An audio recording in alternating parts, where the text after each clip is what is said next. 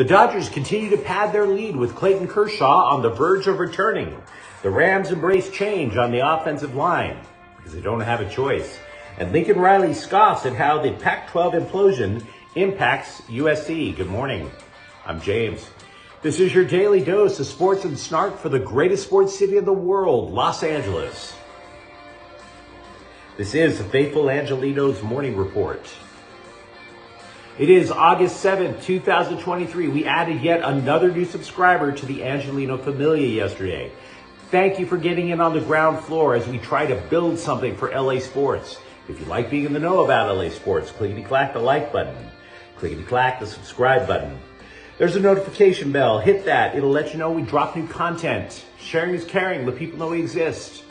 And comment. There's always good stuff to talk about. Now, before we go through the news and notes, a look at the scoreboard. Freddie Freeman hits a 3-run home run. Mookie Betts homers. Ahmed Rosario homers. Dodgers beat down Slum Diego 8-2. Lance Lynn allows 1 run in 6 strong innings. Dodgers have a 4-game lead in the West and a 10-game lead over the Puds, if you wanted to know. We'll talk more about the Dodgers in just a moment. Meanwhile, the LA Sparks snap a 4-game losing skid. Nneka Ogwumike scores 20 points. Finally learned how to pronounce at least her first name. My bad. Sparks 91, Washington 83. Meanwhile, today, the Dodgers are at Slime Diego one more time at 4 o'clock. Tony Gonsolin is 6-4 with a 4.11 ERA. Seth Lugo, 4-5, 3.54 ERA. Now, the Dodgers continue to tinker with their rotation, and it's simply because they have no choice. How much work do the Dodgers have to put out in order just simply to create a pitching staff? Glad you asked. The Dodgers have 11 pitchers currently on the injured list. 11. An entire soccer team, an entire football team, all on the injured list. And I got to tell you, it's getting to the point where if you're a Dodger pitcher, you have to assume at one point you're going to get hurt. I don't know why. I can't prove it to you medically. I'm just looking at the numbers. Take Michael Grove, placed on the 15-day injured list just a day or so ago. Now, it's allegedly not serious, just tightness in his back. Dave Roberts said Grove is only going to miss those 15 days. But it's the second time he's gone on the injured list. Now, I'd want to be clear. I'm not saying the back pain is chronic, right? And I'm here to tell you, back pain sucks. I work in healthcare. I constantly have to clean and jerk these 400-pound people morning, noon, and night. You best believe I'm practicing the best form possible when I lift.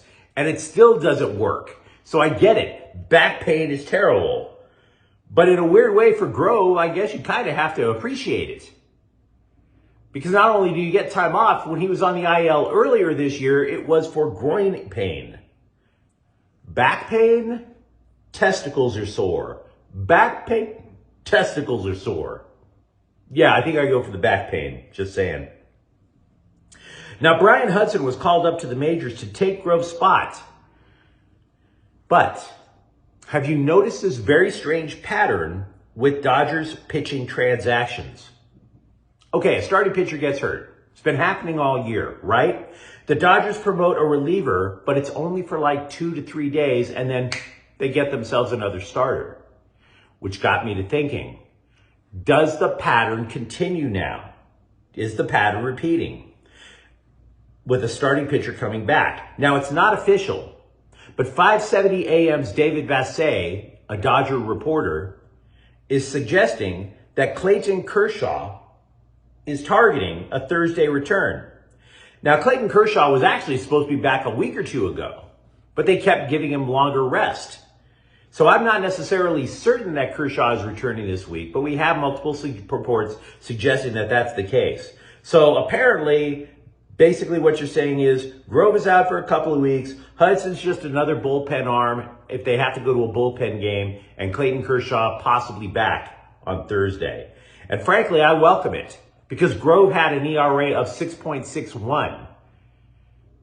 Now we could possibly get back a 10-time All-Star and a 3-time Cy Young Award winner. I will make that trade.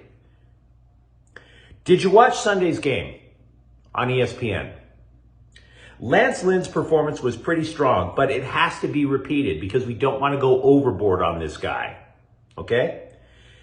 Risk versus reward with Lance Lynn. Now, the reward is kind of obvious. He's the only Dodger pitcher that it seems that the coaching staff will allow to approach 100 pitches. Any other pitcher in the Dodgers roto, you could see Dave Roberts going out when there's like 80, 85 pitches. You don't often see Dodger pitchers cracking 100. Lynn, on the other hand, one of the reasons they did get him is he eats innings. And the more innings he eats, and if you looked at that midsection, he's eaten quite a few. There's some calories in them innings. Dodger pitchers get pulled early. The bullpen gets gassed. Lance Lynn might be the sacrificial arm in this case. He threw 96 pitches on Sunday. But what's the risk? We talked about it. If you make contact with his fastball, the ball goes a country mile. It really gets popped. The only run that Lynn allowed on Sunday was a solo home run. Lynn has allowed 4 earned runs since being acquired by the Dodgers, and every last one of them was a solo home run. So, reward, innings get gobbled up. Risk, you're definitely getting pummeled by the long ball. Now, said Lynn about his reliance on the fastball, quote, "I've got all the pitches I need to get people out," unquote. Let's talk about the Rams.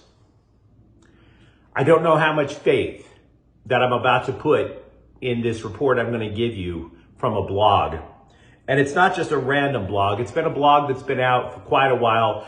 It's part of a national network of blogs for NFL teams. It's called the Turf Show Times. And they have had some interesting stuff in the past. This one, I cannot tell you that I know I trust. And by the way, be prepared. We're going to start juggling a lot of names here because we're talking about how the Rams, according to Turf Show Times, is juggling their offensive line. For example, Alaric Jackson is allegedly winning the battle to become the Rams' starting left tackle, and Coleman Shelton winning the battle to become the starting center. Now, this matters. The starters last year at those positions were Joe Noteboom and Brian Allen, respectively, who, by the way, were on the offensive line when the Rams' offensive line was good enough to win a Super Bowl. So those are 2 starters in a Super Bowl who were apparently on the cusp of losing their jobs. Now, granted, I understand with Noteboom, he blew out an Achilles tendon last year. Part of you wants to believe that Jackson has an ankle up on the competition. But Jackson only played 2 games. He missed the rest of the season with blood clots. So I don't know if I trust that part. Also, the writer is suggesting second-year player Logan Bruss, who missed his entire rookie year due to an injury, is apparently being shifted from guard to right tackle. Now, Bruss is not as fortunate as, say, Jackson and Shelton. Bruss is not winning the starting job. Bruss is slotted behind incumbent starter Rob Havenstein. Why is the reporter making these assumptions? Because again, I'm not saying you trust it. I'm just putting it out there in case it actually happens. The scribe is going to Rams practices, and he has noted how often the Rams offensive line lines up during these practice snaps.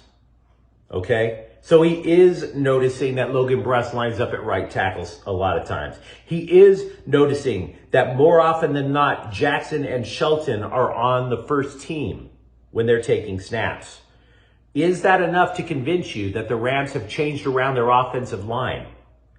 I don't know. I don't. There's a lot of low rent moving parts, I might add, in rebuilding this offensive line. Jackson and Shelton went undrafted. Tremaine Ankrum, who, by the way, might also be taking a job on the starting job at the line, he is the possible starting right guard. He was a 7th round pick.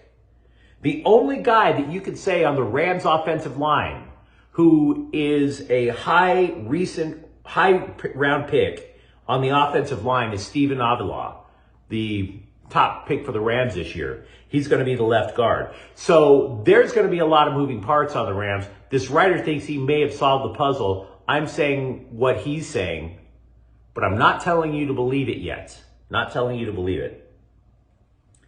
Let's simplify things a little bit instead of talking about 5 different positions at once. Matthew Stafford is referred to third-year wide receiver Tutu Atwell, who is currently in a battle to become the Rams' third wide receiver, as a master of the offense. Master. Quote, he knows exactly where he fits in at all three positions at receiver, which is tough to do, unquote. Now that's nice, but I have a question in my mind, because if you recall yesterday, we were talking about how much they love Puka Nacua. Today we're talking about how much they allegedly love Tutu Atwell. And we also talked about how Cooper Kupp has been injured. You know who's the receiver that we haven't heard much about, if anything? Van Jefferson. Where is he? Right? He's supposed to be the number 2 guy, maybe even higher now that Cooper Kupp is out for a couple of weeks with a hamstring problem. We're not hearing a peep. So is it possible then that Atwell and Puka Nacua have actually passed Jefferson on the depth chart? Now, I have no clue. I'm not going out to Rams practice every day.